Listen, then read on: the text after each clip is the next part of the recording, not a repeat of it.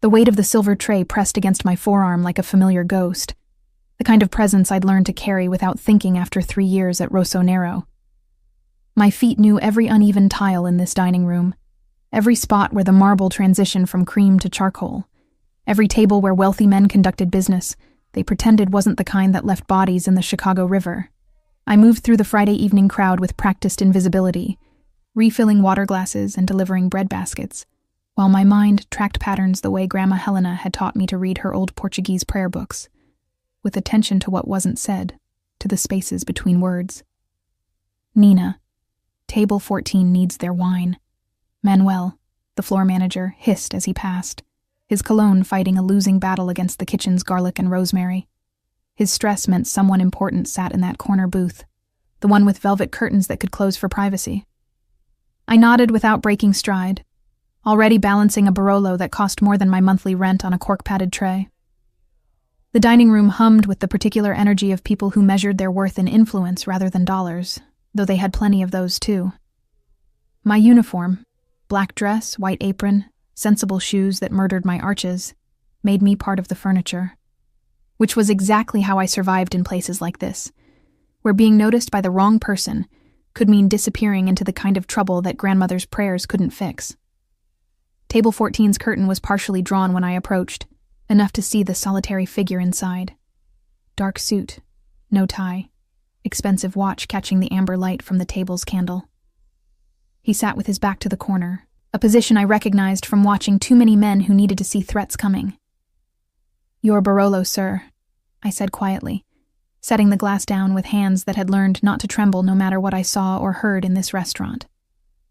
He looked up, and something in those slate-gray eyes made my breath catch. Not fear, exactly, but recognition of a predator who knew he was prey tonight.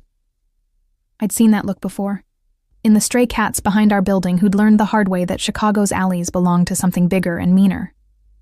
"Thank you."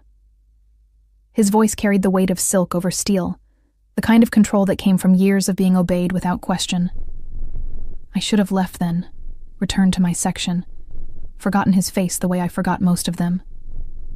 But my eyes had already catalogued what shouldn't have been there. 10 men scattered across the dining room, positioned like chess pieces around a king they intended to capture. 3 at the bar, nursing drinks they barely touched. 2 at table 7, pretending to enjoy their osso buco, while their gazes kept drifting toward the corner booth. 4 more near the entrance, blocking the obvious exit.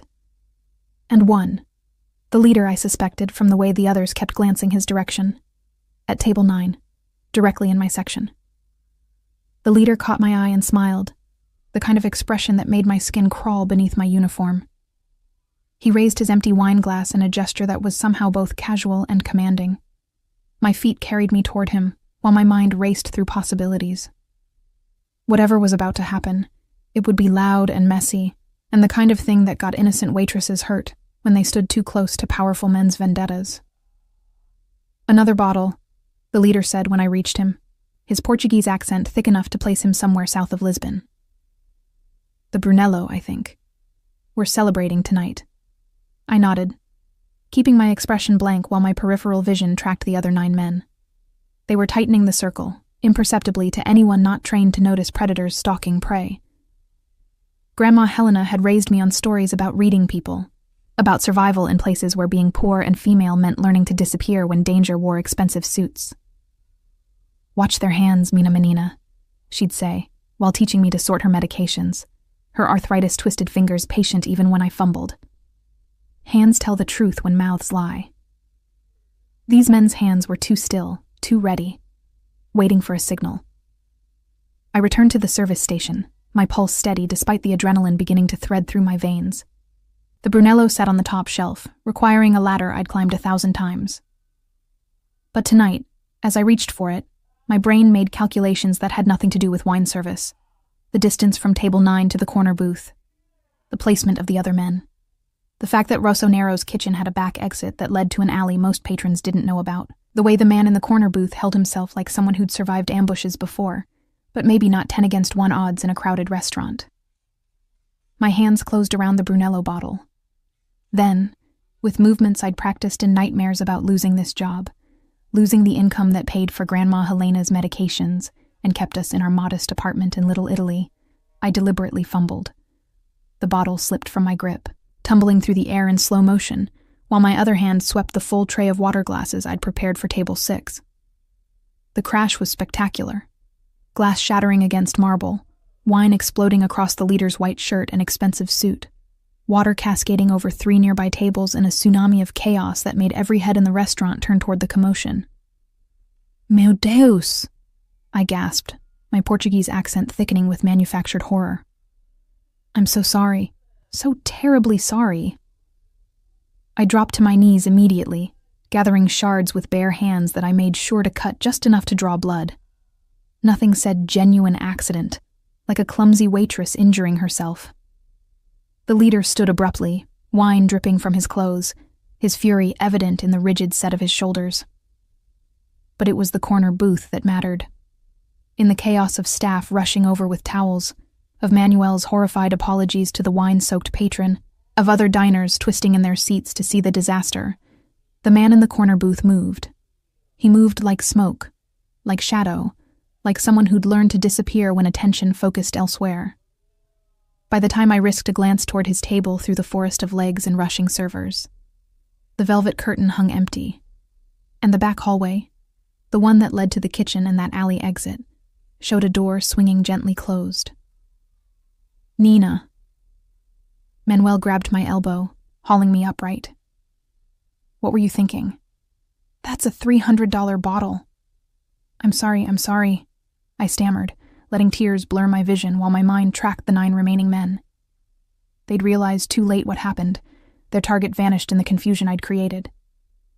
The leader wiped wine from his face with murderous intent in his eyes, but whether for me or his escaped prey, I couldn't tell. Get to the kitchen, Manuel hissed. We'll discuss your employment after service. Go, now. I fled, blood from my cut palm dripping onto the pristine tile, leaving the dining room in the kind of uproar that would take 20 minutes to settle. 20 minutes for a man to disappear into Chicago's night, to reach wherever men like him went, when ambushes failed. The kitchen was its usual controlled chaos, line cooks shouting orders while steam rose from boiling pots and the scent of searing meat filled the air. I headed straight for the first aid kit, wrapping gauze around my hand with shaking fingers that weren't entirely from shock. Rough night? Beatrice, another server, paused beside me with a tray of dirty dishes. Her kind face creased with concern. Dropped a bottle on table 9, I said, voice hollow.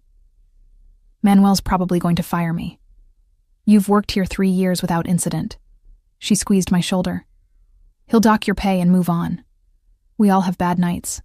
If only she knew this wasn't a bad night. It was the kind of calculated risk that could get me killed if the wrong people realized the clumsy waitress had just ruined a carefully planned hit. I finished bandaging my hand and returned to the chaos of the dining room, where Manuel directed cleanup with the precision of a general managing battlefield logistics.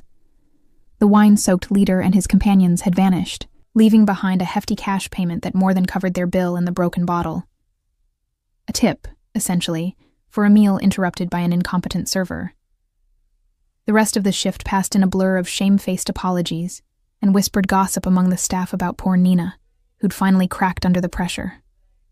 I played my part perfectly, accepting Manuel's lecture about focus and professionalism, with downcast eyes and mumbled promises to do better. By the time I hung up my apron at midnight, exhaustion sat heavy in my bones. The cut on my palm throbbed in time with my heartbeat, and all I wanted was to collapse into bed and pretend tonight had been nothing more than the kind of accident that happened to every server eventually. The December air bit through my thin coat as I exited through the staff entrance, my breath forming clouds in the amber glow of streetlights. The alley behind Rossonero smelled of garbage and the grease from kitchen vents, familiar and somehow comforting after the artificial elegance of the dining room. That was quite a performance. The voice came from shadows near the dumpster, smooth and controlled and belonging to the man from the corner booth. He stepped into the light, still wearing that expensive suit, though he'd added a long black coat that made him look like something from an old movie about Chicago's bloodier past. My heart kicked against my ribs, but I kept my face neutral, channeling every lesson Grandma Helena had taught about not showing fear to predators. I don't know what you mean. I dropped a bottle. It happens. at precisely the right moment to create maximum confusion. He moved closer, and I fought the urge to step back, covering my exit while drawing every eye away from the back hallway. Either you're the luckiest klutz in Chicago, or you saw exactly what was about to happen and chose to interfere. I should go. I tried to move past him, but he shifted, not blocking my path exactly, but making it clear the conversation wasn't over. They would have killed me, he said quietly. Not there, not in front of witnesses, but they'd have forced me outside, to a car, to somewhere their guns wouldn't matter to anyone who might hear. You saved my life tonight, Nina Carmo. The fact that he knew my full name sent ice through my veins. I dropped a bottle, that's all. Your hand is bleeding through the bandage. He nodded toward my palm, where red was indeed seeping through white gauze. You cut yourself deliberately, didn't you? To sell the accident, to make it look authentic rather than sabotage. You're mistaken. But my voice sounded hollow even to my own ears. I'm Dominic Santos. He said it like I should know the name, and maybe I did. Whispers in the restaurant's shadows about the Santos family, about power that ran deeper than City Hall, about loyalty enforced through methods no one discussed in polite company. And you just made yourself very interesting to people who don't forget interesting women. I have to get home. This time I did push past him, my shoulder brushing his arm as I headed for the mouth of the alley. My grandmother will worry. Helena Carmo, age 78, lives with you in a second-floor apartment on Taylor Street. His words stopped me cold. She has rheumatoid arthritis, takes 6 different medications, sees Dr. Almeida twice a month at the community clinic. I turned slowly, fear finally breaking through my careful control. Stay away from her. Stay away from both of us. I'm not threatening you, Nina. Something almost like regret crossed his features. I'm telling you that I know who you are. And more importantly, so do they. The men you humiliated tonight. They'll figure out what you did eventually. They'll come looking for answers, maybe retribution. Then I'll deal with it. My voice hardened, channeling every ounce of strength that came from 3 years of slinging drinks for men who thought waitresses were furniture. I've survived worse than angry rich men before, not these rich men. He pulled something from his coat pocket, a business card, simple black with silver lettering that caught the streetlight. When they come, and they will come, call me.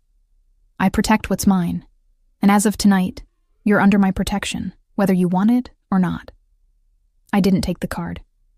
I'm not yours. I'm not anyone's. No, he agreed, pressing the card into my uninjured hand with surprising gentleness. You're your own, which is exactly why you interest me.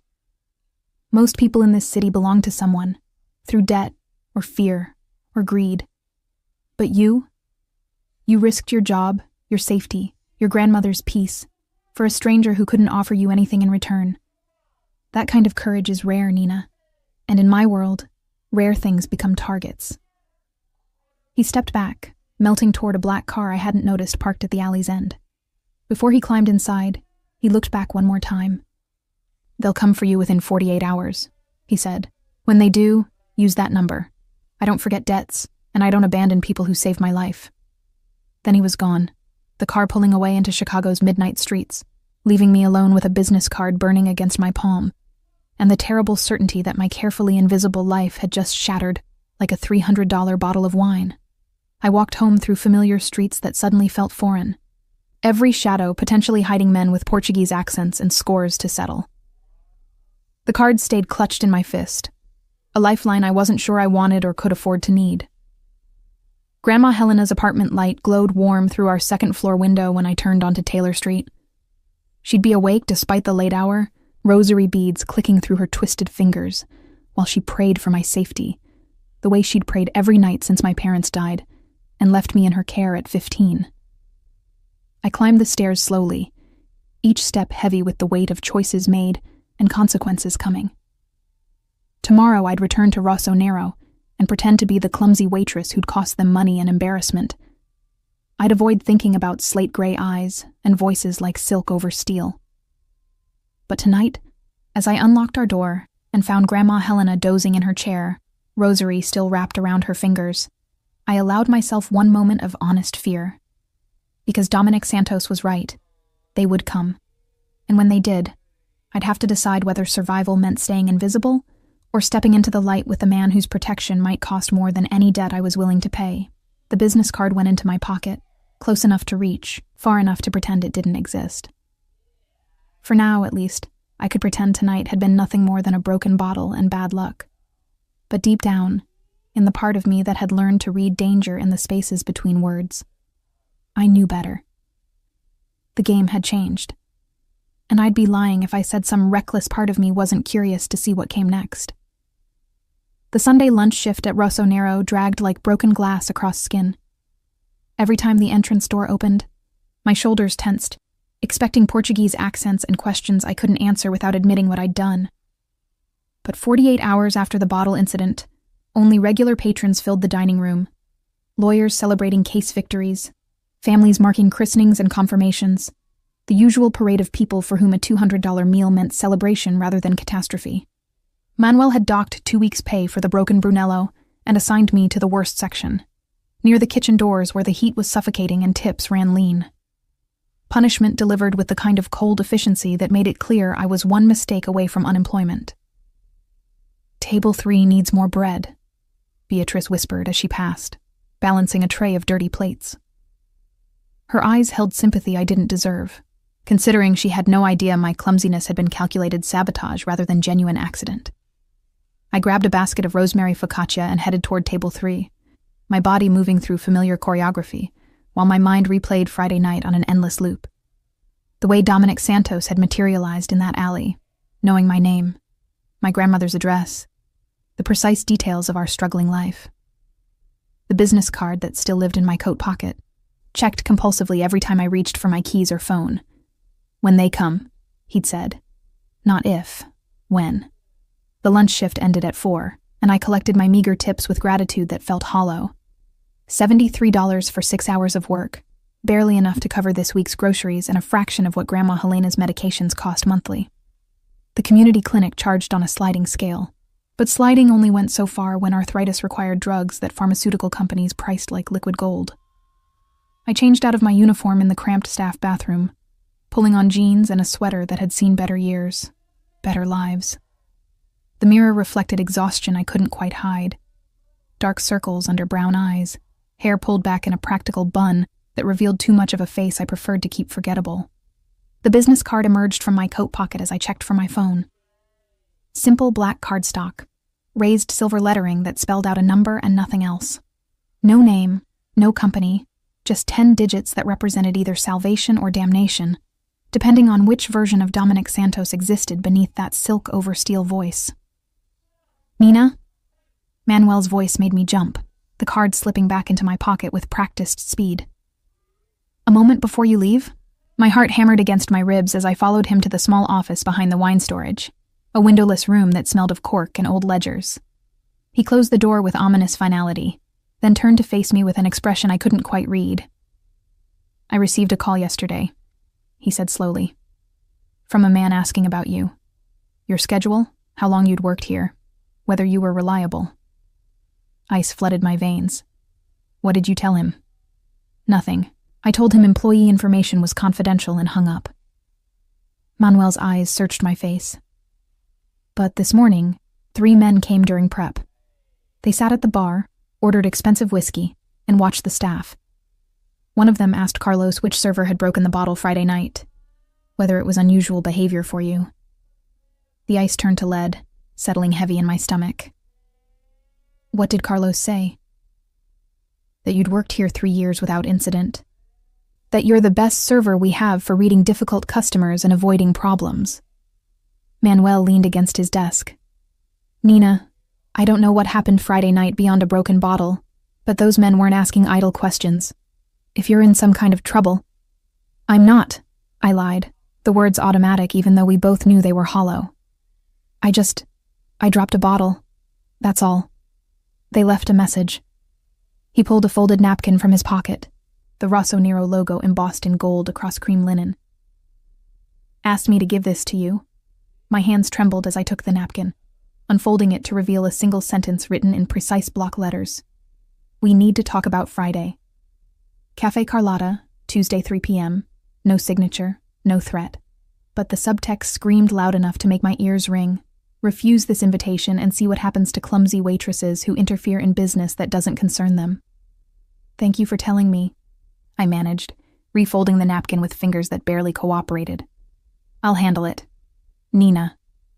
Manuel's voice stopped me at the door. Whatever this is, be careful. Men who drink 50-year-old Macallan at 2 p.m. aren't the kind who accept no gracefully.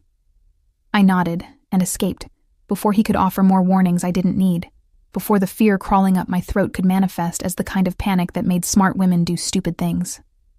The walk home took 20 minutes through streets I'd navigated since childhood. Past shops where owners knew Grandma Helena by name. Past St. Anthony's where Father Costa still gave her communion despite arthritic hands that could barely hold the wafer. This was my neighborhood, my territory. The small corner of Chicago where being invisible meant being safe. Except I wasn't invisible anymore. I'd chosen to be seen, to act, to save a stranger's life, and now the price for that visibility was coming due. Grandma Helena sat at our kitchen table when I entered, her twisted hands wrapped around a mug of tea that had gone cold. She looked up with eyes that still sparkled despite 78 years of life that had taken everything but never broken her. Minha menina, she said softly, switching to the Portuguese we used when English felt insufficient for what needed saying. You have the look of someone carrying stones too heavy for one person. I sank into the chair across from her, the napkin burning against my palm. Just tired, Vovo. Long shift. Mentirosa. Liar. But she said it with love, reaching across to pat my hand with fingers that could barely uncurl. Your mother had the same expression when she tried to hide trouble from me. The eyes give you away. Too watchful, like a rabbit who knows the fox is hunting. It's nothing I can't handle. Another lie, but what else could I say? That I'd deliberately sabotaged a hit on a Mafia boss? That men were asking questions about me at work?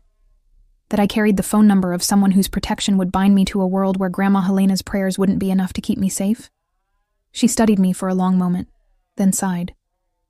When your grandfather died and left me with nothing but debt and a baby to raise, I learned something important. Sometimes the stones we carry aren't meant to be carried alone.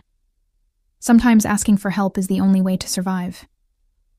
And sometimes asking for help means owing debts we can never repay, I countered gently. Then we pray the person we owe is worth the debt. She squeezed my hand with what little strength remained in hers. But we don't pretend the stones aren't there. Pretending only makes them heavier.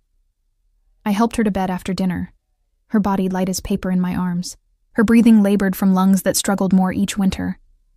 The medications that kept her alive cost $200 monthly, even with the clinic's assistance, and my Rosso Nero salary barely covered rent and utilities on top of that. No savings, no emergency fund, no buffer between us and the kind of poverty that killed people slowly, through untreated illnesses and impossible choices. That night, I lay awake staring at the ceiling of the bedroom we shared, listening to Grandma Helena's wheezing breaths and trying to calculate impossible mathematics. The napkin sat on my nightstand, its message clear. Tuesday at 3. Tomorrow. Dominic Santos's card lived in my coat pocket, 10 digits away from a protection I wasn't sure I wanted. But wanting and needing were different animals, and as dawnlight crept through our thin curtains, I acknowledged the truth I'd been avoiding since Friday night. I needed help, the kind of help that came with silk over steel voices, and the power to make problems disappear, even if that same power could make me disappear just as easily. Monday passed in agonizing slowness. I called in sick to Rosso Nero, claiming a stomach bug that Manuel accepted with the weariness of a man who'd seen too many servers crack under pressure. Beatrice texted asking if I needed anything, her kindness a reminder that normal people existed beyond the nightmare I'd stumbled into. I spent the day researching Dominic Santos on library computers, using public Wi-Fi that couldn't be traced back to our apartment. The results were both illuminating and terrifying. Santos family, Chicago's North Side, connections dating back to Prohibition. Legitimate businesses, restaurants, construction, import-export, that barely concealed the machinery underneath. No criminal record, no arrests, nothing that would stand up in court. But the absence of evidence was its own testimony to power wielded carefully, violence applied precisely, Problems solved before they became police matters. One article from 5 years ago, buried in the Tribune's archives. 3 men found dead in a warehouse. Execution style. No witnesses, no suspects. The victims had been known associates of a rival family who'd tried to move into Santos territory. The case remained unsolved, filed away with hundreds of other Chicago murders that no one would ever answer for. I closed the browser and walked home through November cold that bit through my inadequate coat, past storefronts decorated for Christmas that felt obscenely cheerful, given the decision weighing on my shoulders. Tomorrow at 3, I could meet the men who'd wanted to kill Dominic Santos. I could explain that breaking the bottle had been genuine accident, apologize for ruining their evening, hope they believed the frightened waitress act. Or I could make a different choice. Tuesday morning, I woke before dawn and watched Chicago wake up outside our window. Streetlights clicking off, buses groaning to life, the city's heartbeat resuming its familiar rhythm. Grandma Helena slept fitfully beside me, her breathing rough enough to make me check twice that she was still alive. At 2:30, I pulled on my best attempt at professional clothing. Black slacks without holes, a gray sweater that hadn't faded too badly, boots I'd waterproofed with drugstore spray. I told Grandma Helena I had an appointment at the clinic, another lie to add to the growing collection. "Be careful, Mina Menina," she called as I left.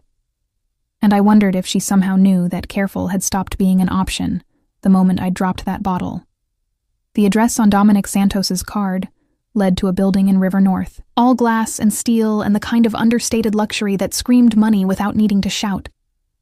The lobby featured marble floors and abstract art that probably cost more than our apartment building, and a security desk manned by someone whose suit couldn't quite hide the bodyguard underneath.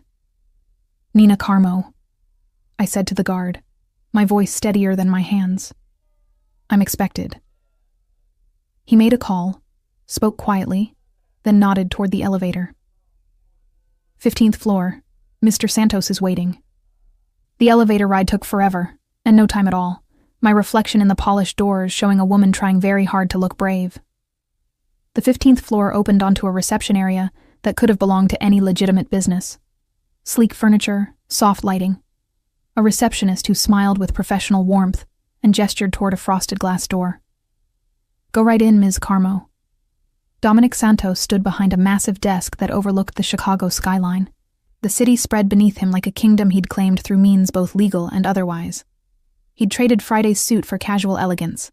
Black sweater, no tie, expensive watch catching afternoon light that poured through floor-to-ceiling windows. "Nina." He gestured to a leather chair positioned across from his desk. "Thank you for coming." "I didn't come for you," I said, remaining standing. "I came because I'm supposed to be at Cafe Carlotta in 20 minutes. Meeting men who want to discuss Friday night. And I'm trying to decide if I should go alone, or if I need the kind of help that comes with prices I'm not sure I can afford." Something flickered in those slate gray eyes, respect, maybe, or appreciation for directness. "Sit, please, and I'll explain exactly what kind of help I'm offering and what it costs." I sat, because my legs were shaking, and because 3 years of serving wealthy men had taught me when resistance was futile. Dominic moved around the desk to lean against it, close enough that I had to tilt my head back to maintain eye contact. "The men who wanted me dead Friday night work for Joaquim Silva," he began. "He controls the South Side drug trade and has been trying to expand north for 2 years. I'm what stands between him and that expansion. So killing you would eliminate the obstacle," I said flatly. "Precisely. Except you eliminated his opportunity instead." Dominic's mouth curved in something not quite a smile.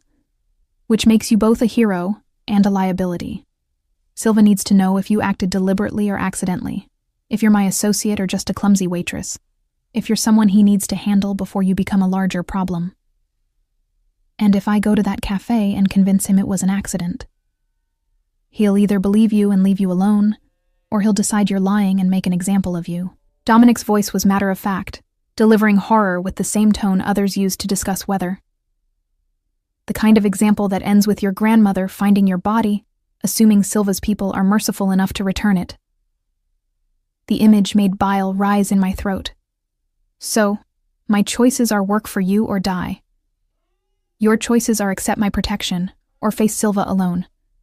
What that protection looks like is negotiable.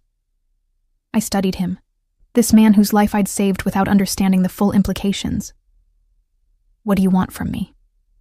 The same thing you did Friday night, to see patterns others miss, to be present in spaces where I can't be, to use your invisibility as a weapon. He paused. You're a waitress, Nina. You move through rooms full of powerful people who never truly see you. You hear conversations they think are private because they forget furniture has ears. That skill, that particular kind of observation, is worth far more than you realize. You want me to spy for you. I want you to survive. And in exchange for that survival, yes, I want access to your skills. He pulled a phone from his pocket, expensive and unfamiliar. This is encrypted. When I need eyes somewhere I can't go, you'll receive a message with location and target. You observe, report, continue with your normal life. In return, you and Helena are under Santos' protection. Silva won't touch you. No one will touch you. And when you decide I'm no longer useful, the question emerged harder than I'd intended. Then we part ways. His expression was unreadable. I don't keep people who want to leave, Nina. But I also don't forget loyalty. Work with me. Prove yourself valuable, and I'll ensure you're taken care of long after our arrangement ends. I looked at the phone in his outstretched hand, thinking about Grandma Helena's labored breathing, about Cafe Carlotta and men who made examples of waitresses who interfered with business, about choices that weren't really choices at all. And if I say no, then I'll wish you luck at 3 o'clock and hope Silva's people are kinder than I think they'll be. No threat in his voice, just acknowledgement of reality. But you didn't come here to say no, Nina. You came here because you already know which choice keeps you and your grandmother alive. He was right, and I hated him for it. Hated that he'd read me so easily, that my desperation was apparently visible despite 3 years of practice at hiding it. But hating him didn't change the math. I took the phone. Good. Satisfaction colored his tone as he straightened. Now let me drive you to Cafe Carlotta and show Joaquim Silva exactly whose side you're on. The black Mercedes smelled of leather and the kind of cologne that came in bottles shaped like art.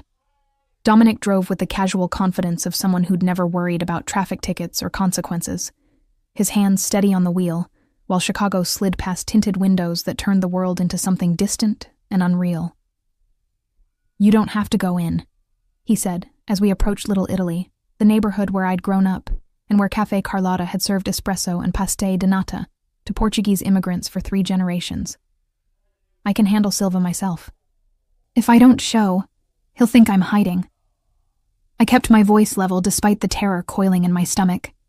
Which means I am guilty, which means he'll keep looking for ways to prove it. Better to face him now with you beside me than spend the rest of my life waiting for him to corner me alone. Dominic glanced at me, something like approval in those slate-gray eyes. You understand the game better than most people who've spent years in this world.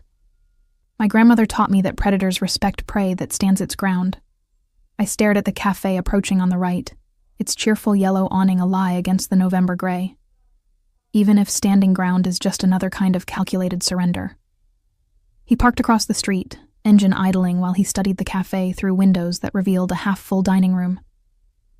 The 3 men at the corner table, Silva in the middle, his lieutenants flanking. They'll have more people outside, watching approaches. Standard protocol for a meet that might go badly. How badly? My hands clenched in my lap, fingernails digging crescents into palms. Depends on how convincing you are. He killed the engine and turned to face me fully. Tell me about Friday night, why you did it. The truth this time, not the accident story. The question caught me off guard. Does it matter? It matters if I'm going to trust you with information that could destroy everything I've built. His voice was soft, but unyielding. So tell me, Nina Carmo, why did a waitress risk her job and safety for a stranger? I looked away from his intensity, focusing on the cafe where men waited to decide my fate. My father died when I was 10. Heart attack at his construction job, no insurance, left my mother and me with nothing. She worked 3 jobs trying to keep us afloat, and it killed her 5 years later. Exhaustion, stress, a body pushed past what it could survive. The words emerged dull, Reciting history, I usually kept locked behind walls built from necessity. Grandma Helena took me in, but she was already sick, already struggling. I've been invisible my whole life, Nina. The poor kid, the scholarship student, the waitress serving people who don't see me as human. And I watched you Friday night, saw those men positioning themselves, recognized what was about to happen, because I've learned to read violence the way rich people read stock portfolios. And you chose to act. Dominic finished quietly. I chose to do what no one did for my parents. To interfere, to change the outcome, to make one person's death not inevitable. I finally met his gaze. Even if that person is someone whose hands probably aren't any cleaner than Silva's. Even if saving you meant stepping into a world where invisibility won't protect me anymore. Silence filled the car, heavy with things neither of us wanted to name. Finally, Dominic reached into his jacket and withdrew a leather wallet, extracting a photograph so worn the edges had softened to velvet. My mother, he said, handing it to me. Teresa Santos. She died when I was 12. Cancer that could have been treated if we'd caught it earlier, if we'd had insurance, if my father's work had been legal enough to qualify for benefits. The photograph showed a woman with kind eyes and dark hair, holding a young boy who would grow into the man beside me. She looked happy in a way that photographs couldn't fake, her smile reaching places deeper than expression. My father built this empire so I'd never be that helpless again, Dominic continued, voice rough with memory. So money wouldn't decide who lived and died in our family, but empires require maintenance, protection, sometimes violence against people who threaten what we've built. I'm not proud of everything I've done, Nina, but I'm not ashamed of surviving either. He took the photograph back, returning it to his wallet with the care of someone handling something sacred. You saved my life because you understood what it meant to lose someone to circumstances beyond control. I respect that more than you know. And I promise you this. Work with me. And you'll never watch your grandmother die because money decided she wasn't worth saving. The promise hit harder than any threat could have. I nodded once, throat too tight for words, and reached for the door handle. Café Carlotta's bell chimed as we entered, drawing every eye to the unlikely pair we made. The waitress in her thrift store best, and the man whose presence commanded attention, like gravity, commanded falling objects. The rich scent of espresso and fresh pastry wrapped around us, familiar and incongruous with the tension crackling through the room. Joaquim Silva rose as we approached, his lean face set in an expression that could have been greeting or warning. Up close, I recognized him from Friday night. The leader whose expensive suit I'd drenched in Brunello, whose carefully planned ambush I'd destroyed with broken glass and manufactured chaos. Ms. Carmo. His Portuguese accent was thicker than mine, roots planted firmly in Lisbon's working-class neighborhoods. Thank you for coming. And Mr. Santos. An unexpected pleasure. Nina is under my protection now, Dominic said, his hand settling at the small of my back, in a gesture that looked casual but telegraphed ownership. Any conversation with her includes me. Silva's smile was thin as wire. Of course. Please sit. I've ordered bica and pastéis. No sense having uncomfortable conversations on empty stomachs.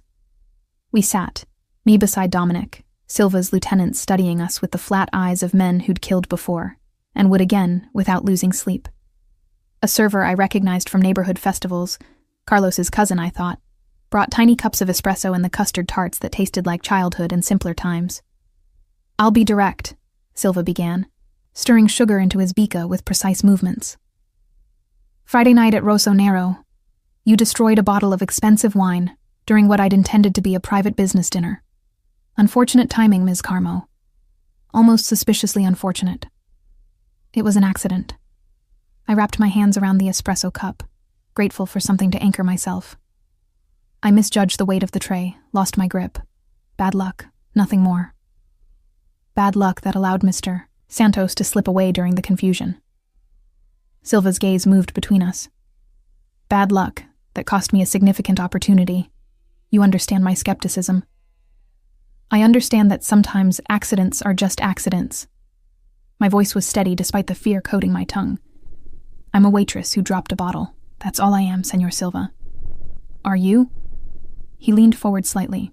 Because waitresses don't typically leave restaurants accompanied by the men whose lives they coincidentally saved. Waitresses don't walk into cafes beside men like Santos unless they're more than random employees who fumbled glassware. Dominic's hand found mine under the table, his grip firm and grounding. Nina is under my protection because I choose to extend it. Her reasons are her own, and not subject to your interrogation.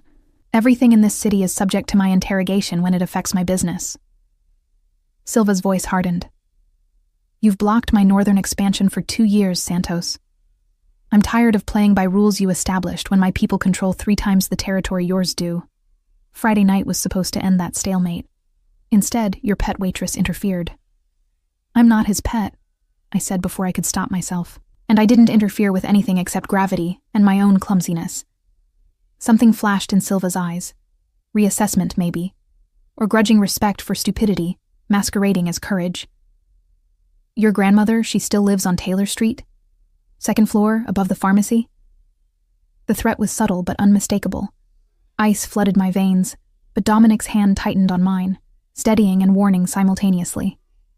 If you're suggesting, Dominic said, his voice dropping to something dangerous and quiet, that an old woman might suffer consequences for her granddaughter's employment choices, I should remind you that such actions would constitute a declaration of war. And wars are expensive, Joachim. More expensive than most people can afford. I'm suggesting, Silva replied, that coincidences make me nervous, and nervous men make poor decisions. I'd hate for poor decisions to affect innocent people. The cafe suddenly felt too small, too warm, the cheerful yellow walls closing in like a trap I'd walked into willingly. But before I could respond, Dominic stood, pulling me with him. This conversation is over, he announced. Nina has told you the truth. An accident, nothing more. If you choose not to believe her, that's your prerogative. But understand that any action taken against her or her family will be considered an act of aggression against the Santos family. And I respond to aggression definitively. Silva remained seated, but his lieutenants shifted, hands moving toward jackets in the universal gesture of armed men preparing for violence. The cafe held its breath, other patrons suddenly fascinated by their coffee, unwilling to witness whatever came next. 1 month, Silva said finally. 1 month to prove she's truly just a clumsy waitress and not your newest operative. If she stays invisible, stays in her lane, we'll consider Friday an unfortunate accident. But if she appears anywhere near my operations, anywhere near my people, I'll interpret that as confirmation of my suspicions, and we'll revisit this conversation with different parameters. Agreed. Dominic's hand remained at my back, guiding me toward the exit. 1 month of normal life. Nina goes to work, takes care of her grandmother, causes no trouble, and you leave her alone. We made it to the door before Silva spoke again, his voice carrying across the hushed room. Miss Carmo? The next time you drop something valuable, make sure it's truly an accident. Because second chances are rare in my line of work, and I don't offer thirds. The November air hit like salvation when we exited, cold and clean after the suffocating tension of Café Carlotta. Dominic guided me to the Mercedes without speaking, his silence heavy with things I wasn't sure I wanted to hear. We were 2 blocks away before he finally said, "You did well. Better than most people facing Silva for the first time." He threatened my grandmother. The words emerged flat, shock numbing the terror that should have accompanied them. He knows where we live, knows her schedule, knows everything about us. Of course he does, I told you. Silva doesn't make empty threats. Dominic navigated through late afternoon traffic with the same confidence he applied to everything else. But he also doesn't waste resources on small targets. You bought yourself a month of safety. Use it wisely. Use it how? I turned to face him, anger finally breaking through the numbness. You said I'd be under your protection, that working for you meant Silva couldn't touch me. That lasted exactly 20 minutes before he was threatening violence against a 78-year-old woman with arthritis. He threatened because he needed to establish parameters. Dominic's voice remained calm, infuriatingly controlled. Now those parameters exist. 1 month of invisibility. After that, if you're still associated with me, Silva will have to accept that association or commit to war. And he's not ready for war, not yet. So I'm bait. A test to see if you'll actually protect someone, or if your promises are as empty as everyone else's. You're an investment. He pulled to a stop outside my apartment building, killing the engine before turning to face me fully. And I protect my investments, Nina. Always. I wanted to argue, to rage against the casual way he'd inserted me into his war with Silva, against the phone in my pocket that represented obligation and danger, and a future I'd never chosen. But exhaustion was winning over anger, and Grandma Helena would be worried by now, her prayers probably wearing grooves and rosary beads older than I was. 1 month, I said, reaching for the door handle. Then what? Then we see if you're willing to be more than just a waitress who got unlucky. Dominic's expression was unreadable. And I find out if I was right to trust you with information that could destroy everything I've built. I climbed out of the Mercedes, the encrypted phone heavy in my coat pocket, Silva's threats echoing in my head alongside Dominic's promises. The game had rules now, parameters established over espresso and custard tarts, consequences outlined with the kind of clarity that left no room for misunderstanding. Grandma Helena met me at the door, her twisted hands reaching for mine, her eyes searching my face for evidence of the trouble she'd somehow sensed. Mina Menina, you were gone so long. I worried. I'm okay, Vovo. I helped her back to her chair, guilt churning in my stomach for lies I was already telling. Just a long appointment at the clinic. Everything's fine. She studied me with the wisdom of 7 decades navigating a world that tried to break people like us. You smell like expensive cologne and lies, Nina. Whatever you're involved in, whatever choices you're making, remember, some debts cost more than money to repay. I know.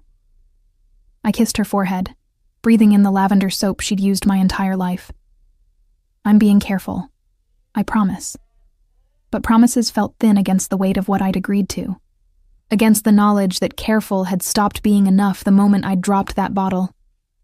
Dominic Santos had given me protection, purpose, a way forward that might actually keep Grandma Helena alive and healthy. The price was simply everything I'd ever been. Invisible, safe, separate from the violence that governed Chicago's shadows. As I helped her prepare dinner, chattering about invented clinic appointments and fictional conversations with nurses I'd never met, the encrypted phone buzzed once against my hip. The message was simple. Meet tomorrow, 9 a.m., address attached. Bring eyes, not questions. And just like that, my month of invisibility transformed into the first day of something else entirely.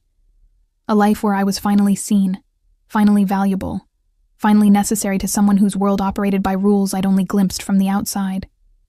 I typed back a single word, understood, and returned to stirring soup that suddenly tasted like ashes and choices I couldn't unmake.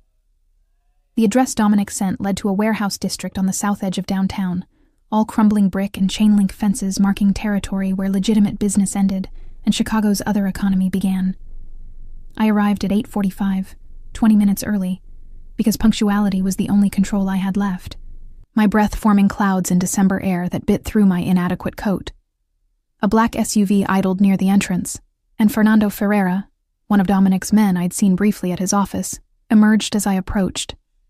He was built like a concrete wall with careful eyes that assessed me with professional efficiency before nodding toward the building. Mr. Santos is waiting inside. 3rd floor, west side. His voice carried the rough edges of someone who'd learned English late and violence early. You need anything, you call this number. He pressed a card into my palm. Day or night, understood? Understood. I pocketed the card alongside the encrypted phone and Dominic's original contact information, my life apparently now measured in emergency numbers and conditional protection. The warehouse interior smelled of dust and neglect, concrete floors marked with oil stains and the ghosts of whatever legitimate operations had once occupied this space.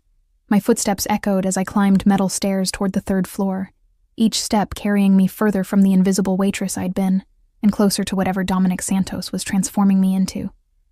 He stood near tall windows overlooking the street, silhouetted against winter morning light that softened the hard edges of his profile. Today's uniform was tactical elegance, black jeans, sweater, boots that looked expensive and practical. Working clothes for someone whose work involved more than paperwork and conference calls. You're early, he observed without turning. Good. Punctuality is rare in this business.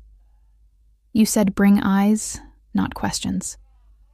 I crossed the empty space between us, my own boots loud against concrete. So I brought both, and I'm choosing when to use which. A smile flickered across his face. Fair enough. Let's start with what I need you to see.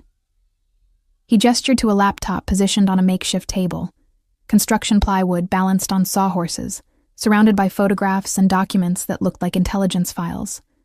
The screen showed surveillance footage of a restaurant I didn't recognize, upscale Italian by the decor, customers arriving in expensive cars while valets performed their choreographed dance. Giancarlo's, Dominic explained.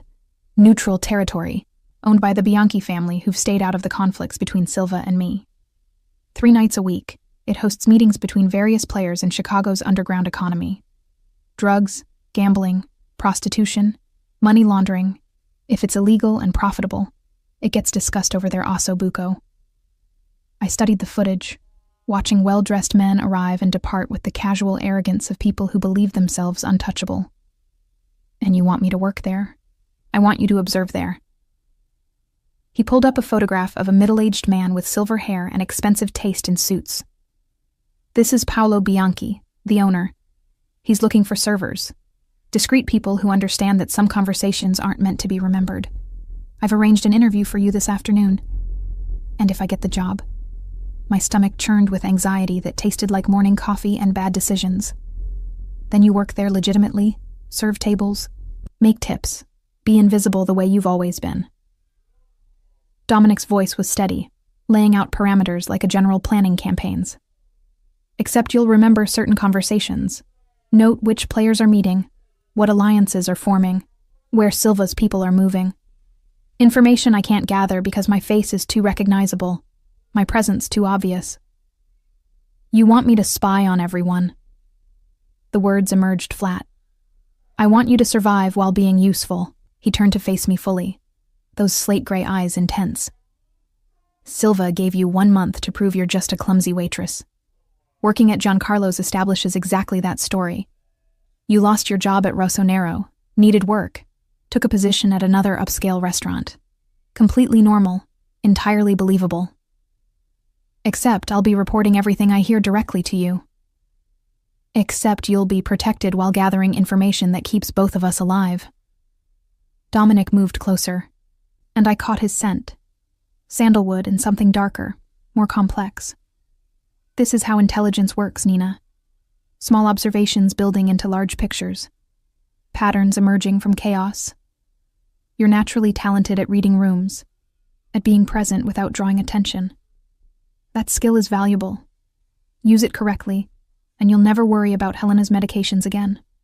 Use it incorrectly, and Silva will know within days that you're working for me. The threat was implicit but clear. So no pressure. Pressure is what forges steel from iron. He handed me a folder thick with documents. Paolo Bianchi's application requirements, your fabricated work history, references I've arranged. Memorize it all before the interview. And Nina? He waited until I met his eyes. Once you accept this position, there's no pretending anymore. You'll be actively operating in my world, with all the dangers that entails. I took the folder, its weight somehow heavier than paper and ink should feel. The interview is at 3? 2:30. Address is inside. Dominic returned to studying the surveillance footage, dismissing me with the kind of casual authority that assumed obedience. Fernando will drive you and wait nearby. Any problems? Any sense that something's wrong? You walk away. We'll find another approach. And if there are no problems? I asked. If I get the job and start gathering your intelligence, then we move to the next phase, teaching you how to observe without being obvious about it, how to remember conversations verbatim, how to identify which information matters and which is noise. He glanced back at me. You have natural talent, Nina, but talent requires training to become expertise. I left the warehouse with the folder clutched against my chest, Fernando's silent presence shadowing me back to his SUV. The drive to my apartment took 15 minutes through morning traffic, time I spent reviewing the fabricated history Dominic had constructed. Nina Carmo, 3 years at Rossonero, excellent service record, until an unfortunate incident with dropped glassware. References from 2 fictional previous employers, phone numbers that would route to people on Dominic's payroll trained to deliver convincing performances. A carefully constructed lie that would hold up to casual investigation, but fall apart under serious scrutiny. "You need anything before tonight, you call," Fernando said, as I exited the SUV outside my building. "Mr. Santos takes care of his people. Remember that." Grandma Helena was still sleeping when I entered. Her breathing labored enough to make me check twice that she was alive. I laid the folder on our kitchen table and stared at the fabricated history that would either save us or destroy whatever remained of my honest life. The interview outfit came from the back of my closet. A black dress I'd worn to my mother's funeral, sensible heels that matched, minimal jewelry that looked professional without being presumptuous. I stood before the bathroom mirror and practiced the smile I'd perfected at Rosso Nero, the expression that said I was competent but forgettable, skilled but not threatening. "You look beautiful, Mina Menina," Grandma Helena said from her chair when I emerged, her twisted hands wrapped around afternoon tea. "New job interview?" "Yes." The lie came easier this time, smoothed by repetition. "A restaurant downtown. Better pay, closer to home. God provides when we trust him." She smiled with the faith of someone who'd survived worse than I could imagine. "Your mother would be proud of how you care for this old woman." Guilt twisted like broken glass in my chest. "Get some rest, Vovo. I'll be home for dinner." Fernando arrived at exactly 2 o'clock, his SUV somehow both conspicuous and invisible in our working-class neighborhood. The drive to Giancarlo's took 20 minutes through Chicago's heart. Past landmarks I'd known my entire life now filtered through the knowledge of how much corruption and violence they concealed. Giancarlo's occupied a corner building in the financial district. All old-world elegance and the kind of understated luxury that came from generations of family wealth. The interior gleamed with mahogany and brass, white tablecloths crisp as fresh snow, crystal catching light from chandeliers that had probably illuminated this space since the 20s. Paolo Bianchi met me in his office, a wood-paneled room that smelled of cigars and old money. He was exactly what the photograph suggested. Silver-haired, impeccably dressed, with eyes that had seen everything Chicago's underworld offered and chosen to profit from observation rather than participation. "Ms. Carmo." He gestured to a leather chair. "Thank you for coming. Your application was very thorough. Thank you for the opportunity, Senor Bianchi." I kept my Portuguese accent subtle, a reminder of shared cultural roots without being obvious about it. 3 years at Rosso Nero. He reviewed my fabricated history with the careful attention of someone who knew how to spot lies. "Excellent references, though I notice you left after an incident involving broken glassware." "An unfortunate accident." I met his gaze steadily. "I misjudged a tray's weight. It happens to even experienced servers occasionally." "Indeed." Something flickered in his eyes. Knowledge, maybe, of exactly what had happened that night, and who it had affected. "And now you're seeking employment at an establishment known for discretion and particular clientele." "I'm seeking employment that pays well and values professionalism," I countered carefully. "Your reputation for both is excellent."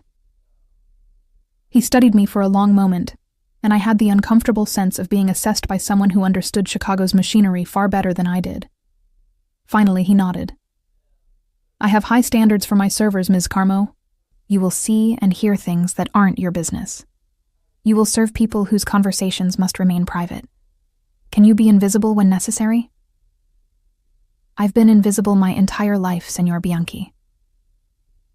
The truth emerged before I could filter it. Being seen is the exception, not the rule. A smile crossed his face, genuine and slightly sad. "Then, perhaps you're exactly what Giancarlo's needs. When can you start?" "Whenever you need me." Hope and dread warred in my chest. "Tomorrow evening, 5 o'clock. Training shift with Beatriz.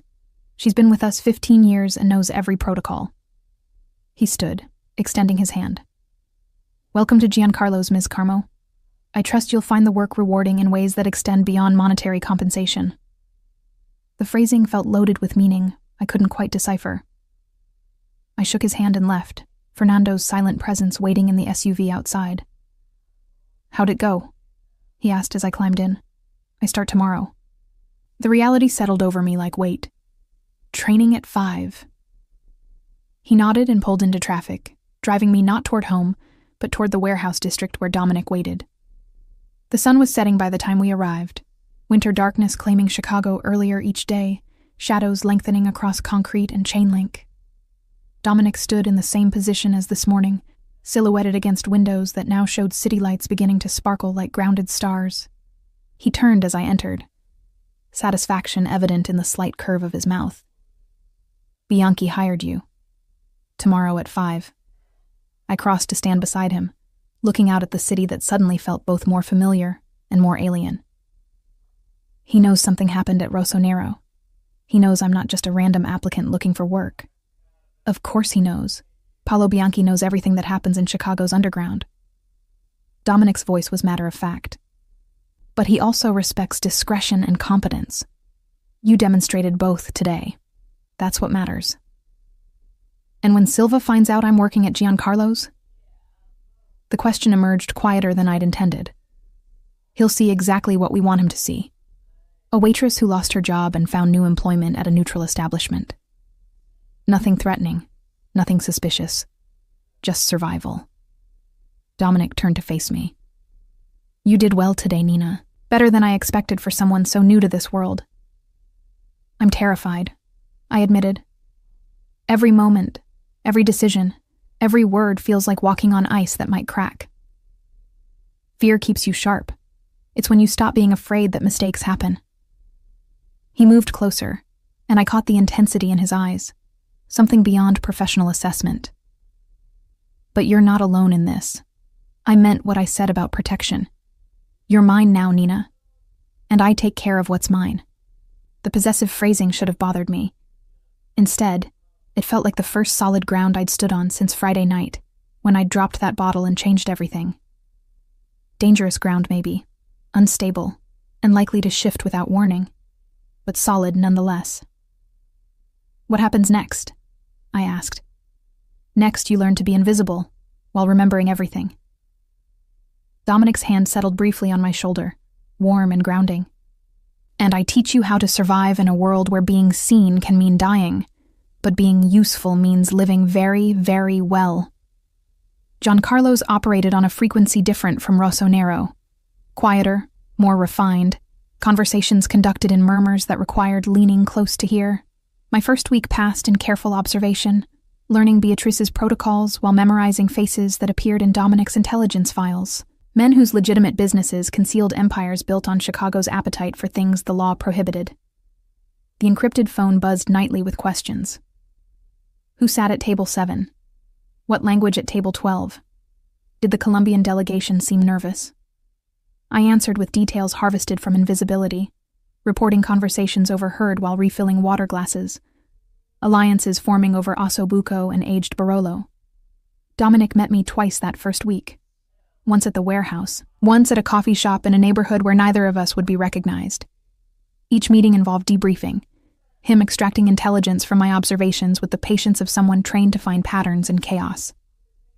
"You're a natural," he said during our second meeting, reviewing notes I'd made about a conversation between Silva's lieutenant and someone from the Bianchi organization. "Most people hear words. You hear context, subtext, what isn't being said." "My grandmother taught me to read silences," I replied, stirring sugar into coffee that tasted burnt. "She said truth lives in the spaces between words." "Smart woman." Dominic's expression softened marginally. "How is she?" The question surprised me. "Good days and bad. The medications help, but winters are hard on her lungs." He pulled an envelope from his jacket, sliding it across the table. "First payment. 5,000 cash. Non-negotiable, non-refundable. Yours, regardless of what happens next." I stared at the envelope, my entire body going still. $5,000. More than 3 months of Rossonero wages. More than I'd ever held at once. Enough to pay rent for months and refill every prescription without choosing which medications Grandma Helena could afford to skip. "I can't," I began. "You can, and you will." His voice was firm. "You're risking your life gathering intelligence for me. That risk has value. Take the money, Nina. Buy your grandmother the medication she needs. Get your building's heat fixed. Stop choosing between survival and dignity. My hands trembled as I took the envelope, the weight of it somehow heavier than paper and cotton should be. Thank you. Don't thank me. You're earning every dollar. He finished his coffee, checking his watch with the unconscious gesture of someone whose time was measured in expensive increments. I need you at Giancarlo's Thursday night. Private party in the back room. Silva, Bianchi, the Colombian delegation. High-level negotiation about territory and profit sharing. Bianchi assigned me to that room, I confirmed, remembering Paolo's careful instruction about being deaf, blind, and mute for certain events. What are you looking for? Anything that indicates whether Silva and the Colombians are forming an alliance against me. Dominic's expression hardened. If they are, I need to know before they move. If they're not, I need to understand what's keeping them separate. And if they realize I'm reporting to you. The question I'd been avoiding finally emerged. Then you use Fernando's number and we extract you immediately. He leaned closer, voice dropping. But they won't realize, Nina. You're too good at being invisible. Trust that skill. It's kept you alive this long. It'll keep you alive through Thursday night. The private party arrived with the kind of fanfare that attracted attention while demanding privacy. Silva's people secured the perimeter, checking identification and running metal detector wands over everyone entering the back room. I submitted to the search with practiced deference. Just another server doing her job. Nothing to see. The back room at Giancarlo's could seat 20 comfortably, but tonight it hosted only 7. Silva and 2 lieutenants, Paolo Bianchi acting as neutral host, and 3 Colombians whose tailored suits and cold eyes suggested they'd built their empire through methods more efficient than legal. Just refills and appetizers, Beatrice instructed before I entered. Don't speak unless spoken to, don't linger, don't react to anything you hear. Understood? Understood. I balanced the tray of bruschetta and moved through the doorway into a room where the temperature seemed 10 degrees colder, despite the fireplace crackling in the corner. Silva's eyes tracked me as I served, recognition flickering before he dismissed me as beneath notice. The Colombians ignored me entirely, deep in conversation with Bianchi about import logistics that sounded legitimate until you understood the subtext. Cocaine routes, distribution networks, percentages and territories carved from Chicago's flesh. The North Side remains problematic, one Colombian was saying, his English textbook perfect. Santos controls access to the financial district, which limits our ability to clean capital efficiently. Santos is a relic, Silva replied, contempt evident. His father's generation, clinging to old alliances and outdated methods. Chicago's changing. The market demands innovation, flexibility, partnerships that transcend traditional boundaries. I refilled water glasses with steady hands, my face blank while my mind recorded every word, every gesture, the particular way Silva's lieutenant glanced at the Colombians when discussing innovation. And you propose? Bianchi's tone was carefully neutral, the host facilitating without endorsing. A coalition. Silva leaned forward, animated now. Your family's neutrality and infrastructure, our distribution networks, the Colombian supply chain. Together, we control Chicago from the south side to the suburbs. Santos becomes irrelevant, squeezed between our united front and his shrinking territory. Ambitious, the lead Colombian observed. Also dangerous. Santos has survived challenges before. His organization is smaller than ours, yes, but disciplined, loyal. Eliminating him would require significant resources. Then we don't eliminate him. Silva smiled. We simply make his position untenable, cut his access to legitimate businesses he uses for laundering, pressure his political connections, force him to either join our coalition on our terms or retreat into irrelevance. I moved to the sideboard, arranging dessert plates while parsing the implications. This wasn't just about territory. It was a sophisticated campaign to isolate Dominic, to strangle his operation through economic and political pressure rather than violence. Cleaner, more sustainable, and far more dangerous than a simple hit. The Bianchi family appreciates the proposal, Paolo said carefully, but we'll need time to consider implications and logistics. Our neutrality has value. Abandoning it would require compelling justification. Consider this justification. Silva gestured to one of his lieutenants, who produced a folder thick with documents. Profit projections for the next 5 years under the current system versus a united coalition. The numbers speak clearly about which future is more prosperous. I served dessert, panna cotta with berry compote, while the men reviewed documents I couldn't see. The conversation shifted to logistics, percentages, timelines for implementation. By the time they finished their meal 3 hours later, the coalition framework had been established pending Bianchi's final approval. "Thank you for your hospitality," Silva said to Paolo as the group prepared to leave. His eyes found me briefly. "And compliments to your staff. Very discreet, very professional." "We pride ourselves on discretion," Paolo replied smoothly. I cleared plates after they departed, my hands steady despite the adrenaline flooding my system. Beatrice appeared to help, her expression unreadable. "You okay?" she asked quietly. That was intense even by Giancarlo's standards. "I'm fine." I loaded the cart with practiced efficiency, just another night serving rich men's egos. She laughed, tension breaking. "You're learning fast. Come on, let's finish cleanup so we can both go home." Fernando waited in his SUV when I exited at midnight, and this time he drove directly to the warehouse where Dominic paced before those tall windows, tension evident in every line of his body. "Tell me everything," he said before I'd fully entered. Every word, every gesture, anything that stood out. I recited the evening verbatim, my memory for conversation proving as reliable as he'd hoped. Dominic listened without interrupting, his expression growing progressively darker as I described Silva's coalition proposal and the Colombian's receptive response. "Economic isolation," he said when I finished. "Smarter than I gave Silva credit for. He's learned that killing me makes martyrs and brings attention. But strangling my operation slowly, forcing me to either submit or abandon territory, that's strategic thinking." "What will you do?" I asked. "Adapt, counter, survive." He turned to face me. "This is good intelligence, Nina. Exactly what I needed to understand the shape of the threat. You did exceptionally well tonight. They're going to squeeze you until you either join them or disappear." The reality was brutal. Can you fight a coalition that size? I've survived worse odds, but doubt flickered in his eyes, quickly suppressed.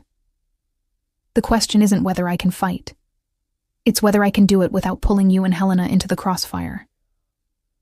"I'm already in the crossfire." I moved closer, surprised by my own boldness. "The moment I dropped that bottle, the moment I took your protection, I stepped into this war. Don't pretend I'm separate from it now." Something shifted in his expression, respect mixed with concern, mixed with something else I couldn't quite identify. "You're different from what I expected. Most people I bring into this world either break immediately or become monsters trying to survive it. You're neither. Maybe I'm just good at hiding the breaking." The admission emerged before I could stop it. Maybe. He reached out, his hand settling briefly on my shoulder. "Or maybe you're stronger than you know. Either way, you're valuable to me. Not just for the intelligence, but for the reminder that normal people exist beyond this world of violence and calculation." The moment stretched between us, weighted with things neither of us was willing to name. Then his phone buzzed, shattering the intimacy with the harsh reality of business requiring attention. "Fernando will take you home," Dominic said, stepping back. "And Nina? Be careful at Giancarlo's. Silva's smart enough to have people watching for exactly what you're doing. One mistake, one observation that's too detailed or too convenient, and he'll know you're reporting to me. I'll be careful." I headed toward the door, then paused. "Thank you. For the money, for the protection, for treating me like I matter beyond what I can provide. You do matter." The words were soft but certain. "More than you know." I left before he could see how those words affected me, before the careful walls I'd built between professional obligation and personal feeling could crack further. Fernando drove in silence, giving me space to process everything I'd heard and seen and felt. Grandma Helena was asleep when I arrived home, her breathing easier than it had been in weeks. The new medications I'd purchased with Dominic's money were working, giving her relief I hadn't been able to afford before. I stood in the doorway of our bedroom, watching her sleep, and wondered what price I'd ultimately pay for that relief. The encrypted phone buzzed once. Dominic's message simple and direct. Well done. Rest tomorrow. We move forward Monday. I typed back acknowledgement and collapsed onto my narrow bed, exhaustion dragging me toward sleep. But before unconsciousness claimed me, one thought crystallized with uncomfortable clarity. Somewhere between spying on Silva's coalition and accepting Dominic's money, between learning to be invisible while being useful and watching him look at me like I was more than an asset, I'd stopped pretending this was temporary. I was in his world now, not visiting, not observing from the outside, but fully immersed in the violence and calculation and impossible choices that govern Chicago's shadows. And the most terrifying realization was that part of me, the part that had been invisible and struggling and slowly breaking under the weight of survival, didn't want to leave. The call came at 3 a.m, Fernando's voice urgent despite its control. Get dressed. We're coming for you and Helena. Now. I was upright before fully conscious, adrenaline flooding my system. What happened? Silva's people hit one of our safe houses an hour ago. They're escalating, moving faster than projected. Boss says you're too exposed at your apartment. 5 minutes, Nina. Have Helena ready. The line went dead. I woke Grandma Helena as gently as possible, her confusion evident as I helped her dress with shaking hands. Mina menina, what's happening? Her voice was thick with sleep and fear. We have to go, Vovo. Please, just trust me. I'll explain everything, but we have to go now. I threw clothes into a bag. Hers, mine, medications, identification. The envelope of cash Dominic had given me still mostly intact. Fernando's SUV pulled up exactly 5 minutes later, followed by a second vehicle carrying 2 more of Dominic's men. They moved with military efficiency, sweeping our apartment for threats before escorting us downstairs. Where are we going? I asked, as Fernando navigated through pre-dawn streets. Somewhere Silva's people won't find you. He glanced at Grandma Helena in the rearview mirror, her face pale with fear and confusion. I'm sorry for the scare, Senora Carmo, but Mr. Santos takes protection seriously. You'll be safe where we're taking you. The destination was a house in Oak Park, suburbs far enough from Chicago's heart to feel separate but close enough for quick response. 2 stories, modest by wealthy standards but palatial compared to our Taylor Street apartment, surrounded by a fence that concealed security cameras and armed guards. Dominic met us at the door, still wearing yesterday's clothes, exhaustion evident in the tightness around his eyes. I'm sorry, he said immediately, addressing both of us. This wasn't the plan, but circumstances changed quickly. What circumstances? I demanded, helping Grandma Helena to a sofa that probably cost more than our yearly rent. Silva's people tortured information out of someone in my organization. They know you're reporting to me from Giancarlo's. They know about Helena, about your apartment, about Fernando's routine pickups. Dominic's voice was flat with suppressed fury. By morning, they'd have hit your building. I couldn't risk leaving you there. Grandma Helena's eyes moved between us, understanding dawning despite her confusion. Nina, what have you done? What I had to do to survive. I knelt beside her chair, taking her twisted hands in mine. I'm sorry, Vovo. I'm so sorry. But I couldn't watch you die because we couldn't afford your medications. I couldn't keep choosing between rent and food, between keeping you alive and keeping us housed. So you made a deal with the devil. Her voice broke. Oh, minha menina. What price will we pay for this mercy? The price, Dominic interjected quietly, is that Nina works for me, and I ensure both of you live comfortably and safely. That's the only price, Senora Carmo. I don't harm women. I don't coerce loyalty, and I don't punish people for circumstances beyond their control. You're the man she saved that night at Rosso Nero. It wasn't a question. Grandma Helena studied him with eyes that had seen too much of human nature to be deceived by surface presentations. The one whose death she prevented by breaking that bottle. Yes. Dominic met her gaze steadily. She saved my life. Now I'm returning the favor by saving hers. And when your war with Silva ends, when Nina is no longer useful to you, what happens to us then? The question carried decades of hard-earned wisdom about powerful men and their promises. Then I ensure you're both provided for permanently. Property in your names, trusts that fund your care, options that extend beyond my protection. Dominic's voice was certain. I'm not a good man, Senora Carmo, but I'm a man of my word. Nina risked everything for me. I won't abandon her when the risk becomes inconvenient. Silence filled the room, weighted with decisions made and consequences still unfolding. Finally, Grandma Helena nodded once, exhaustion winning over further protest. I need to rest, she said. This old body wasn't meant for midnight evacuations. I helped her to one of the upstairs bedrooms, staying until her breathing deepened into sleep. When I returned downstairs, Dominic stood before floor-to-ceiling windows, showing dawn beginning to break over Oak Park's wealthy streets. I'm sorry, he said without turning. This wasn't how I wanted things to progress, but Silva's moving faster than anticipated. The coalition is forming quicker than projected. He's forcing my hand before I'm ready to counter. What does that mean for us? I crossed to stand beside him, both of us reflected ghost-like in the glass. It means things get worse before they get better. It means you can't go back to Giancarlo's. Silva knows you're compromised. It means Helena stays here under guard while we figure out how to neutralize the threat. He turned to face me. And it means I need you to do something far more dangerous than serving tables and eavesdropping. What? I need you to help me turn Silva's people against him. The server you worked with at Rossonero, Beatrice. She's Silva's niece. He placed her there years ago to monitor restaurant operations, to keep eyes on who meets where and when. Dominic's voice was steady despite the magnitude of what he was proposing. She likes you, trusts you. I need you to turn that trust into leverage. The suggestion made my stomach turn. You want me to betray someone who's been kind to me. I want you to survive, and survival sometimes requires betraying people who don't deserve it. His hand settled on my shoulder. Beatrice is a pawn, Nina. Silva's using her the same way I've been using you. Gathering intelligence, building networks, creating leverage. The difference is, she doesn't know she has choices. You can show her those choices. And if she refuses? If she stays loyal to Silva?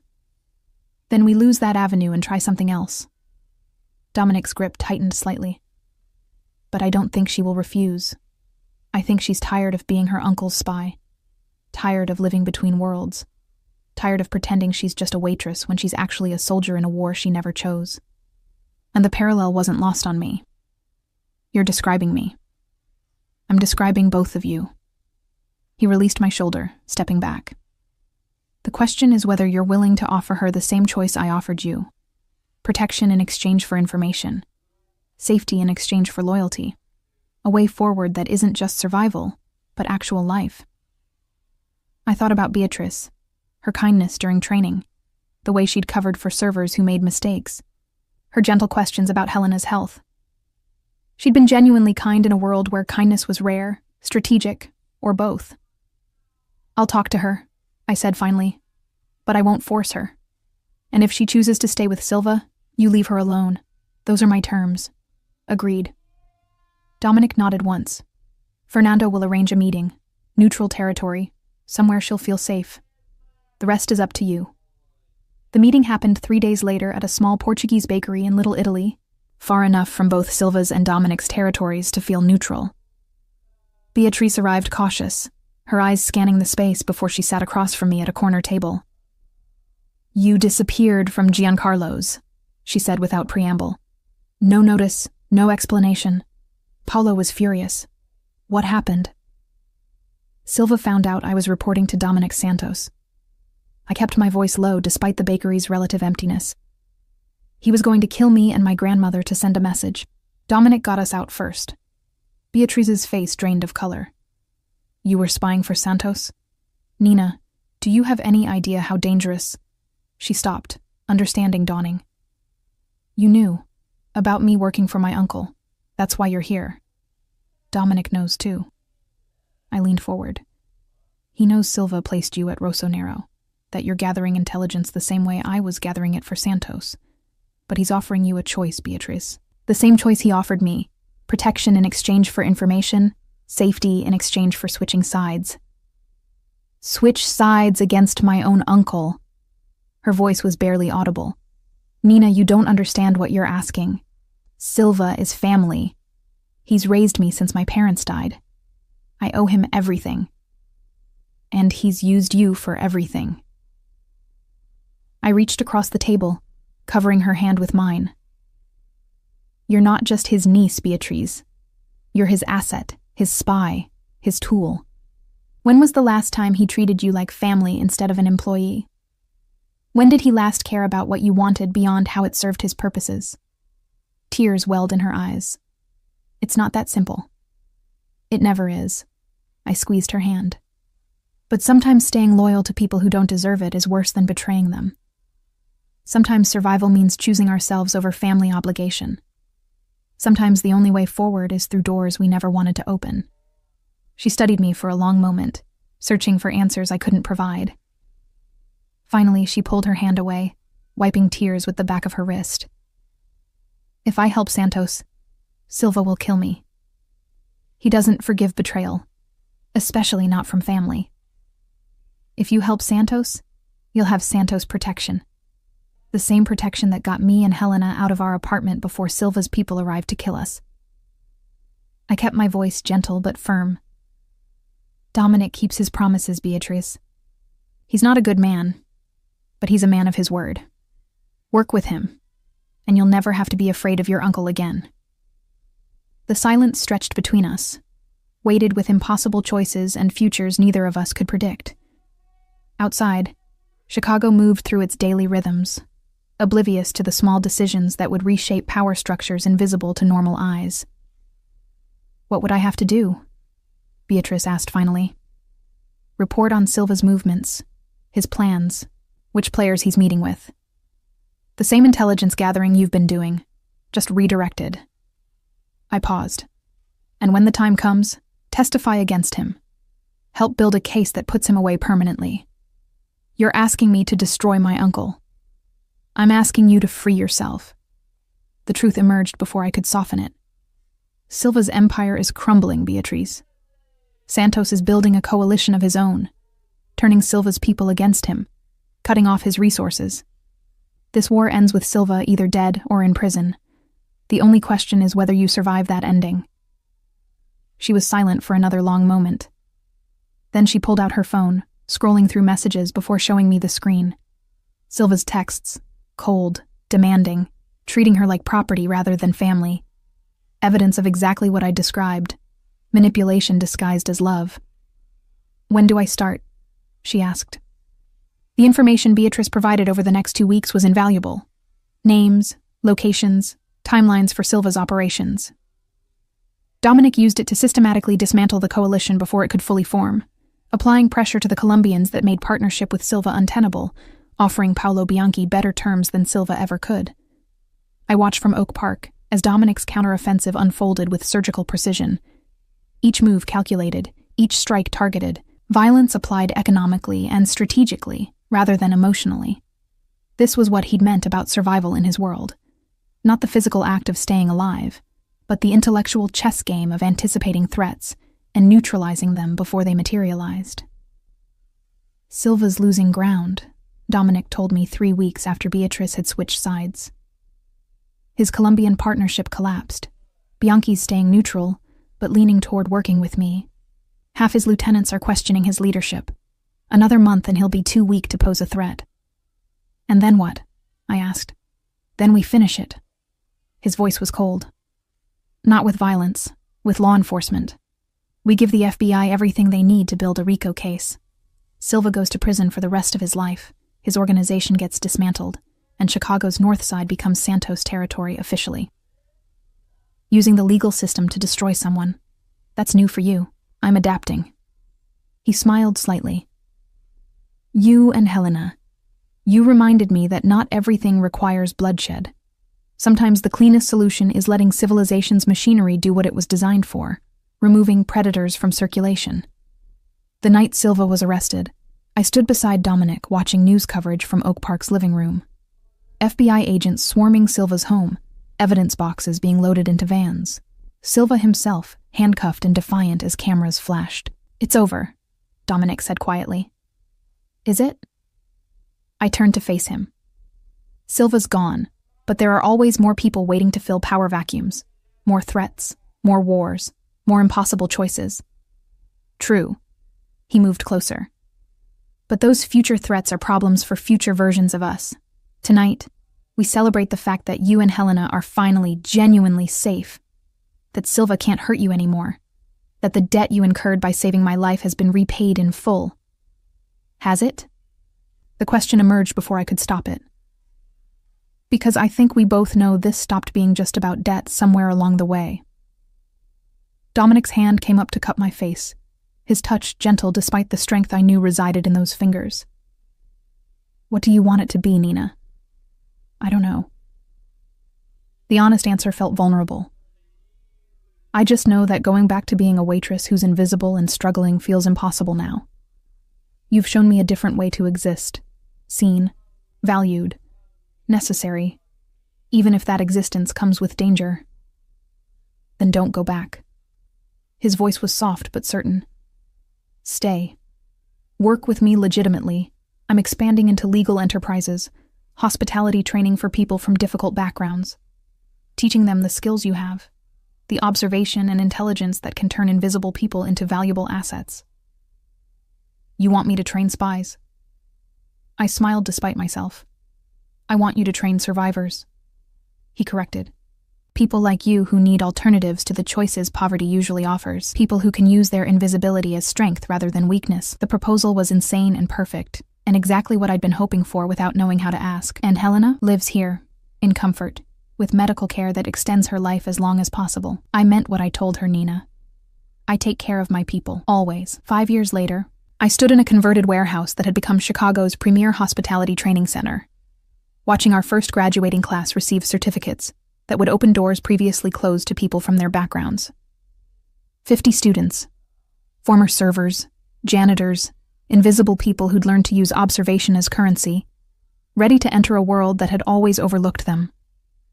Grandma Helena sat in the front row, her arthritis manageable now with treatments we could easily afford, her eyes bright with pride as she watched me deliver the commencement speech. Beatrice stood beside me, now the program's assistant director, her loyalty to this new family absolute. And Dominic, his hand warm in mine as I spoke about second chances and the power of being seen, looked at me with an expression that had evolved from professional respect into something neither of us had been looking for, but both had found. 5 years ago, I told the graduates, I was invisible, a waitress serving people who never saw me, struggling to survive, believing that being overlooked was the only way to stay safe. Then I made a choice that changed everything. I chose to be seen, to act, to interfere in something that wasn't my business, because I couldn't watch someone die when I had power to prevent it. The room was silent, 50 pairs of eyes watching me with recognition born from shared experience. That choice cost me my invisibility, I continued. But it gave me something far more valuable, a future that extended beyond survival. You've all made similar choices by being here, by learning to use your observation skills as strength, rather than accepting them as limitations. You're not invisible anymore. You're trained, valuable, necessary. Don't waste that. Applause filled the warehouse, and I stepped back into Dominic's embrace, feeling his pride and love wrap around me like protection I'd finally learned to accept. After the ceremony, as we drove back to Oak Park where Helena waited with dinner prepared by staff who treated her like beloved grandmother rather than employer's family, Dominic pulled a small box from his jacket. I've been carrying this for 6 months, he said, opening it to reveal a simple band set with diamonds that caught the light like captured stars. Waiting for the right moment. I think today, watching you transform 50 lives the way you transformed mine, qualifies. The proposal was quintessentially Dominic. Practical, certain, assuming my acceptance because he'd already decided our future. But this time, his assumption was correct. Yes, I said, taking the ring and sliding it onto my finger where it fit perfectly, because he'd measured my hand months ago in the same way he measured everything. Carefully, precisely, with attention to details others missed. On one condition. Name it. Grandma Helena gives you the rings at the wedding, and we get married here, at the training center, with every graduate we've taught as witnesses. Because this isn't just about us, Dominic. It's about proving that people like us, invisible people, struggling people, people who society overlooks, can build something beautiful when given the chance. His smile was radiant. Deal. We married 6 months later in the warehouse transformed for celebration, surrounded by 100 former students whose lives intersected with ours through choices made and chances taken. Grandma Helena, at 83, walked slowly down the aisle with the rings, her twisted hands steady with purpose as she blessed our union in Portuguese prayers, older than the city we'd conquered. And when Dominic kissed me before witnesses who understood exactly how unlikely this love was, how many impossible choices had led to this moment, I finally understood what Grandma Helena had meant years ago about debts and mercy. Some debts were worth incurring. Some mercy came with prices worth paying. And sometimes the greatest gift was simply being seen, truly, completely, dangerously seen, by someone who looked at your invisibility and recognized power waiting to be claimed.